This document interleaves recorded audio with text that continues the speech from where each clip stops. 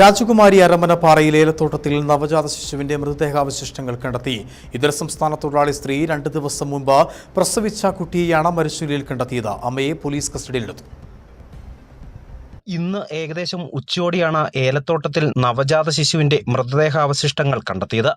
രാജകുമാരി പഞ്ചായത്തിലെ അരമനപ്പാറയിലാണ് ഇതര സംസ്ഥാന തൊഴിലാളി സ്ത്രീ പ്രസവിച്ച 2 ദിവസം പ്രായമുള്ള നവജാത ശിശുവിന്റെ മൃതദേഹാവശിഷ്ടങ്ങൾ കണ്ടെത്തിയത്.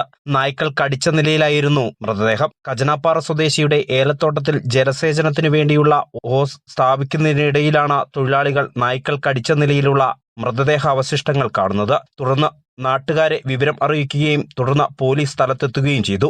ഇതര സംസ്ഥാന തൊഴിലാളിയായ സ്ത്രീയാണ് കുട്ടിയുടെ അമ്മ എന്ന പ്രാഥമിക അന്വേഷണത്തിൽ കണ്ടെത്തി. അമ്മയെ പോലീസ് കസ്റ്റഡിയിലെടുത്ത് ചോദ്യം ചെയ്തു. ഇതിൽ കുട്ടി തന്റേതാണെന്ന് സമ്മതിച്ചതായാണ് വിവരം. Rajakkad police inspector V Vinod കുമാറിന്റെ നേതൃത്വത്തിലുള്ള പോലീസ് സംഘം സംഭവ സ്ഥലത്തെത്തി മേൽ നടപടികൾ സ്വീകരിച്ചു. ന്യൂസ് ബ്യൂറോ, രാജകുമാരി.